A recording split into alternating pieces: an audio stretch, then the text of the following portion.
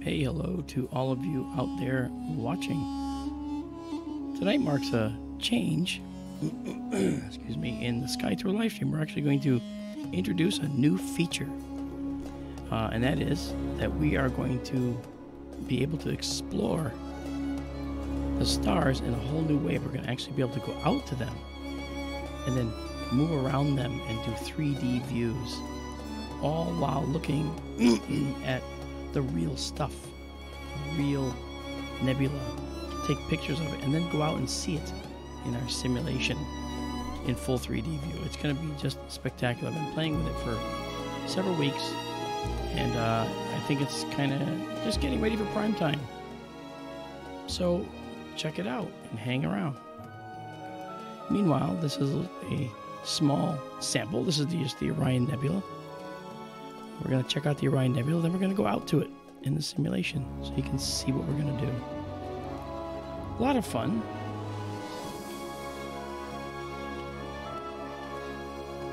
Dome cams are up and running, finally. There we go. There's the Orion Nebula in all its splendor.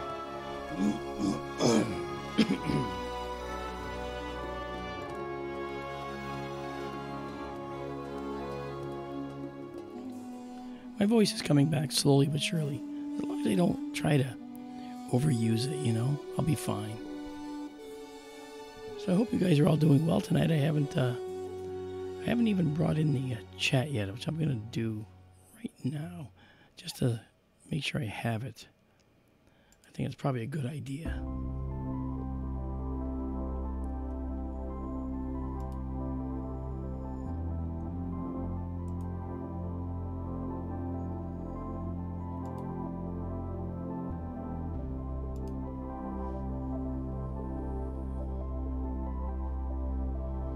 Okay, here we go.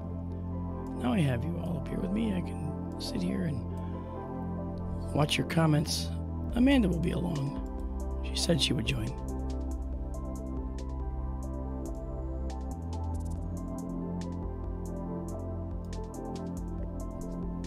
Hey, Ronald. I know Amanda had a music show earlier and I couldn't go see it because I had to make dinner. Hey, Ray, how you doing? Nice to see you. Hello, Laura.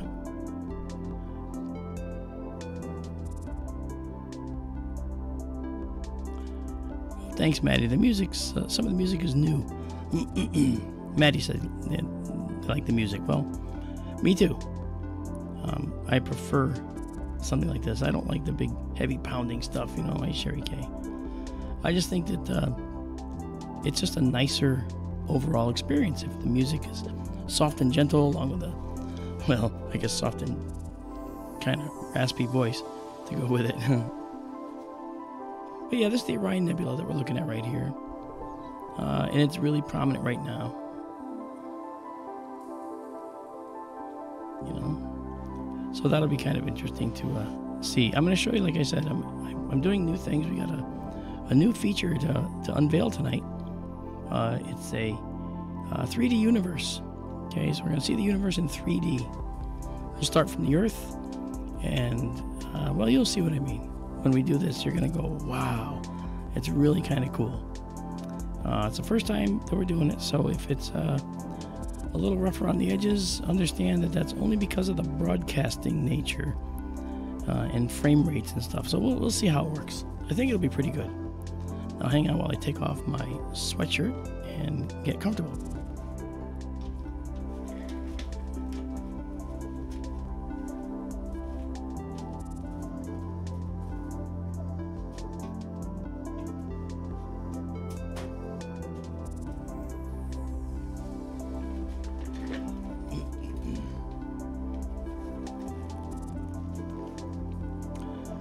Hey, there we go.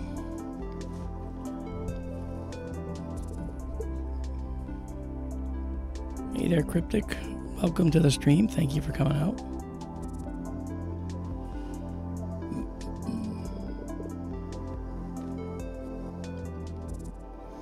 Okay, I'm going to show you a little bit about where we are in the sky, which most of you know now because you've been following me for a while. We've been doing this stuff. But here is where we are. Okay, this is the constellation of Orion. Now, how can you tell? It looks like a whole big smattering of stuff. Well, if I put in the constellation lines, then you can see the lines of Orion there, you see? We have Betelgeuse, the big supergiant up here. We have Bellatrix over here, this hot blue star. We have Saiph, another very hot blue star, and Rigel, yet another one. And then the belt of three in the middle here. The three stars, oddly, are pretty much fairly the same distance away from us, but don't worry. We'll be able to see that in real time as we rotate around them. Okay, and that's not in this part. I have a totally separate application that we're going to be bringing up to do all that.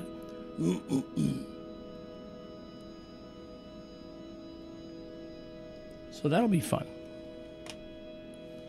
So let's just begin, shall we? Let's take a look. Now we're right in the Orion Nebula right now. So I'm going to go and take us down to this wonderful little nebula that we love so much. It's called the Running Man, and we're going to check that one out too. And we're going to go there now. We just have to move up. All we're doing is moving up. Okay. And then our telescope control system comes up.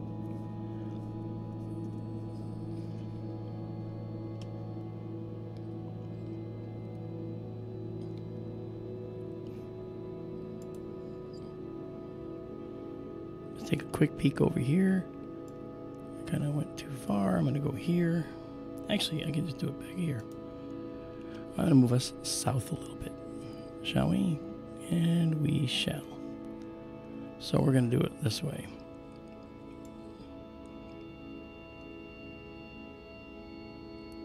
Okay. All right. Now, from this point, let's do a 15-second at 10,000 sensitivity, shall we? As I said, dome cams are up and running again. You can see the dome cam over here is pointing right out. It's showing us right where the telescope is pointing right out of the slot. And here we can see it from the work table within the observatory. Hey, Daryl. Welcome to the stream. Thank you for coming out. Hey, Quentis. So there we go. Now you can see our Running Man looks like it always does typically to us. But let's do a little quickie processing. I've got a little quick process that I can do.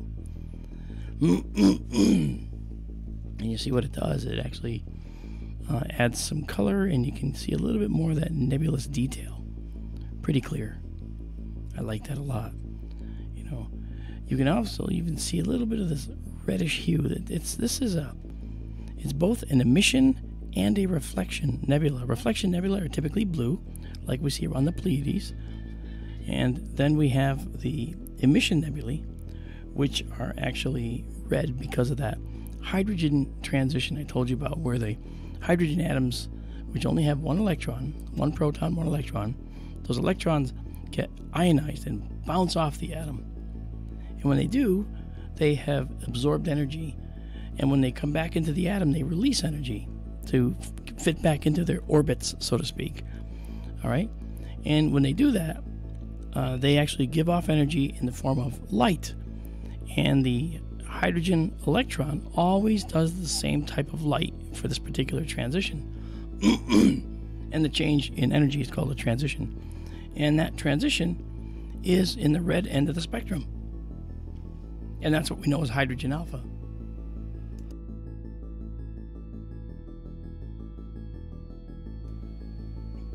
So, that said, we have this beautiful Running Man Nebula. We could do a little better on that, so I think I will. I'm going to take another image of it, but we're going to do a, let's do 20 seconds at 12,800. Now, the way cameras work is like this. If you increase the exposure by 1, That's called a stop, an f-stop. We've increased the stop by 1. If we increase the sensitivity by 1, okay, or by, one set of, numbers, then that is also a stop. So by going up on the exposure time and making it more sensitive by 1 stop, I've gone up 2 stops. All right, so let's see what 2 stops does for us. 20 seconds at 12,800 ISO sensitivity.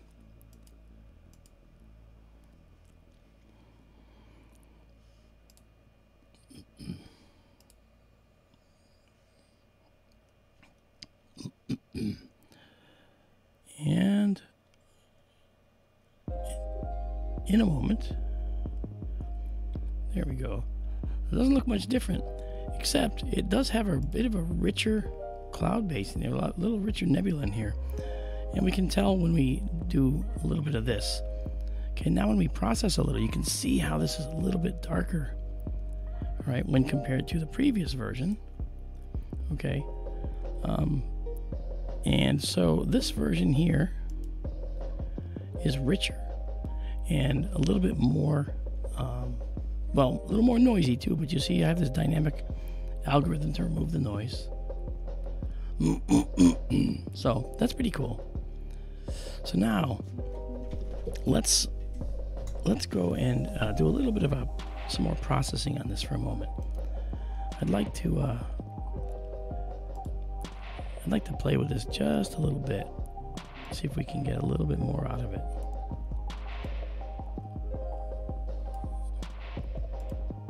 That's kind of interesting. And so now we can actually see with more clarity. So we went from like this over here to that. And keep in mind, these are just one shots, single shots. I haven't done any stacking. I haven't combined lots and lots of these images. I've just taken one single photo. And that's what we do with the processing within SkyTour LiveStream. But then last night, I actually opened up the dome and I took a number of photos of 3 different objects, which I'm going to present to you probably in about a day or so, because I still have to process them all. But boy, oh boy, they really look pretty. And they're little tiny nebulae and a few galaxies, actually. I waited for the constellation Leo, which is following behind the constellation Cancer, which is to the left of Orion. All right, so further to the left is Leo, and that comes up later in the evening. And I ended up photographing some beautiful galaxies in Leo last night for a little while. And then as soon as I decided I was done, it clouded up. It was almost like it said, okay, well, since you're done, I'm going to cloud up now. It was great.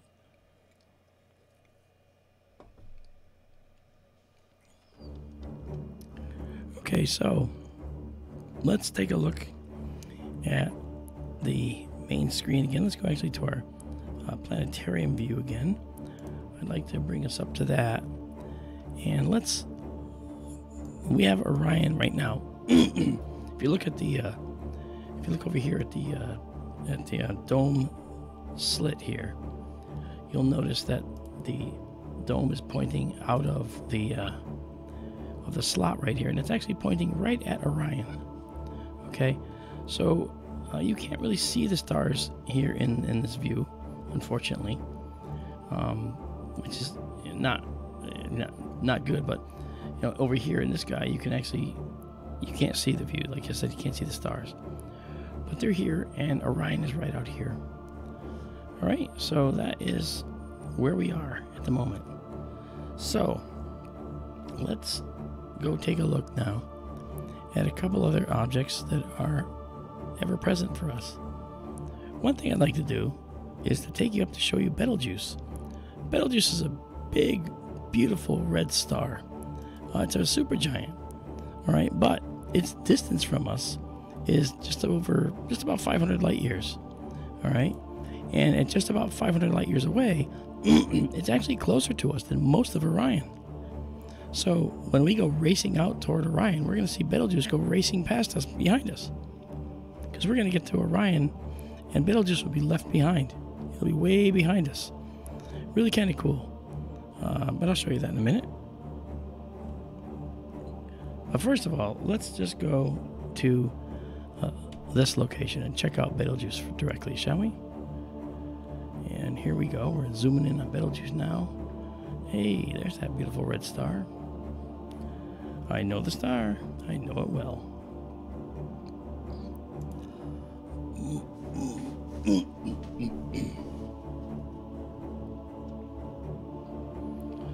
And you'll notice in our view here,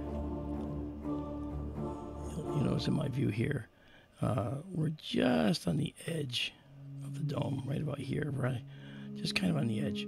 Not bad, not too bad. You know, but we're just close, but we'll be fine. So, that's actually a very nicely centered shot. I'm very pleased with how that has lined itself up. Let's just do a beautiful set shot of Betelgeuse out here in space. Let's do a 15-second at 10,000. We don't have to go way high, as I just did. Okay, here we go. Okay, so here we go. Let's take a beautiful shot of Betelgeuse. And while we're waiting for that to come in, let's go back over and take a look at Betelgeuse. This is the Betelgeusean system. Okay, we can see that Betelgeuse is 497 light years away. That's over here on the left. Okay, and we also see that if the text for Betelgeuse is shown in red. If we click on different stars, you'll see that the color changes. That corresponds to the color of the stars. Okay, so looking at Betelgeuse here, we see that it's 497 light years away. But look at this is the spectral class of Betelgeuse. It's an M4. Remember, hottest is O, next hottest is B, on down through A, F, G, K, and then finally M. And the M stars are typically ultra tiny, ultra small, even way smaller than the sun, sometimes only slightly larger than Jupiter. So why is it that Betelgeuse is not that? Well, that's because there's another classification that we also use, and that classification is something called a luminosity class. Luminosity is basically intrinsic brightness. So if we look at Betelgeuse, okay, we see that the star is intrinsically very bright. Now, what does that mean? It means that it has a lot of size from which it can radiate this light. So luminosity, you see, is related to the radius of the star, the size of the star. And so the different size stars have sometimes different luminosity classes. And together, the luminosity class and the spectral class, the OBA, FGKM, make up what's called the spectral type of the star. So spectral class plus luminosity class equals spectral type. So the spectral class of Betelgeuse is M4. The spectral, or the luminosity class, is Roman numeral 1 with a little b, as in boy. Together, M4, Roman numeral 1b, M4 IB is the spectral type of Betelgeuse.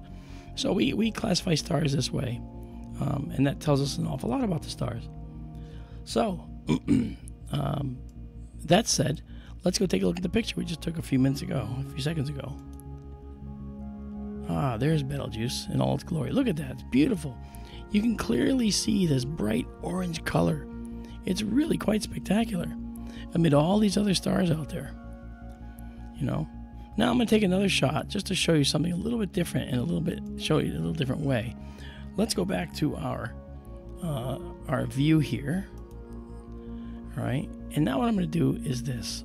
I'm going to do something I've done with you before. I'm going to turn off the tracking right here. In other words, shut down the telescope mount. Okay. Now it's off. And you'll immediately notice right here that the stars are drifting. You're watching the Earth rotate out from under the stars. But let's take a picture now. 15 seconds at 10,000, shall we? And see, actually, I'm going to go down a little bit. I'm going to go down to 8,000. Ready? Here we go. 15 seconds at 8,000. We're going to make a trail. Okay?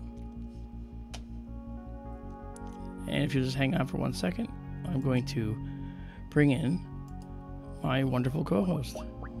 pardon the noise of Skype.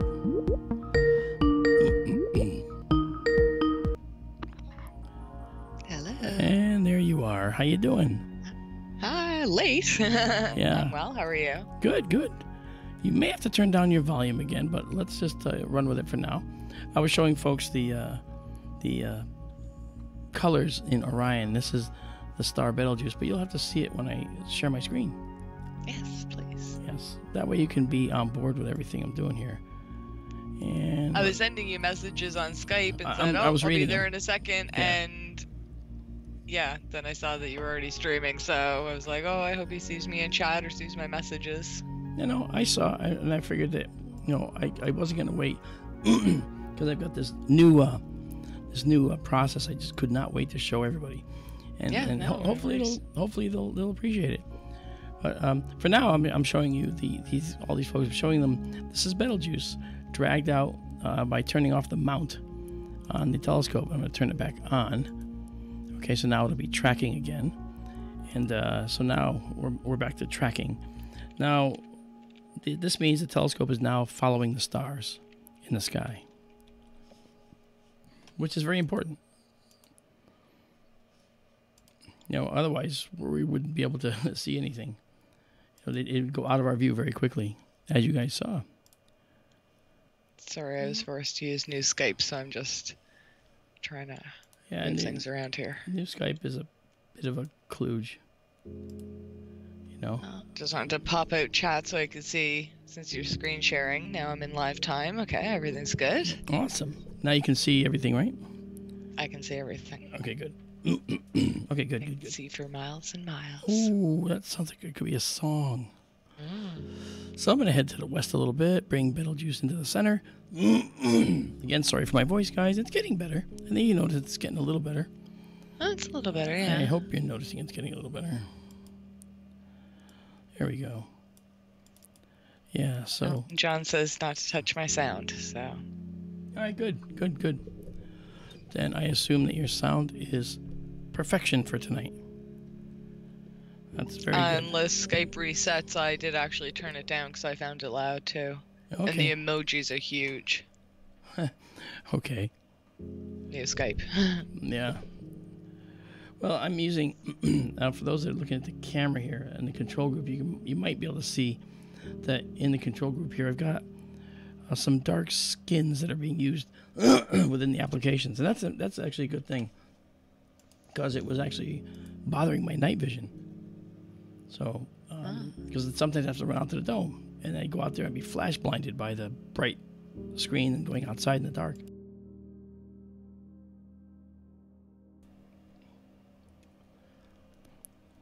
I see we already have a question. How do lines in the spectrograph lead to the discovery of exoplanets? Well, actually, that's not a bad question.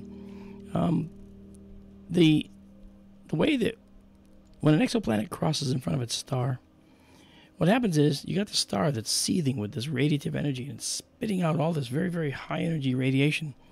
And then you have this cool gas from a planet's atmosphere passing in front of the star. Well, that cool gas of the atmosphere absorbs some of the energy from that highly intense starlight. And what it does is it makes a dark line in the spectrum of the star. Not the planet. We don't know there's a planet, but maybe we see what's called contamination of the spectrum. That contamination of the spectrum is the tiny, almost insubstantial amount that cool gas of that planet's atmosphere is affecting the starlight. And we can detect that. And that is going to lead to a number of really interesting discoveries, probably when the James Webb Telescope goes up there. All right, and that'll be in a year or so, or maybe hopefully less than that. We shall see. Anyone have the latest update on when that might be out? 2021 was last I heard, but I think it may have been pushed back after that. I don't know. It would be a surprise if it wasn't. Well, thanks, Laura. I'm glad it sounds a little better anyway. Yeah. So, yeah, it's still scratchy, but not as gone as it was. Not as No. painful sounding. no. It's not like this. I'm not like the Godfather. Hey, I'll make you a deal you can't refuse. And he's back to impressions. He must be feeling better. I don't know. I was feeling better the other day, but my voice wasn't allowing me to show off, my vast array of vocalizations. I can sound like a dog. I can sound like a cat. I tell you, I can do a lot of different animals, almost 4. So yes, okay, so we're stuck here in Betelgeuse. Let me get us off of this. Let me take us over to our wonderful application here, the planetarium place.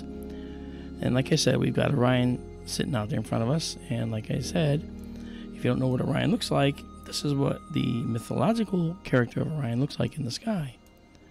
Right? He's the hunter. Right? And this is the unicorn. This is Monoceros behind him. This is Canis Minor, the little dog. And then down below is Orion's hunting dog. Interestingly, a greyhound, which is actually the type of dog that was actually used as a hunting dog. They're extremely fast. I had 2 of them. They're beautiful. Okay, so this is the mythological version of Orion. Okay, this is the lines-only version of Orion. And if we get rid of the deep sky objects, it's a little bit more clear. Betelgeuse, Bellatrix, Rigel, and then actual belt stars that we see here. Okay, but what I want to do is I want to take you on. I'm going to go out to Orion. And I'd like to do it with this other application. Refresh. Yeah, sure.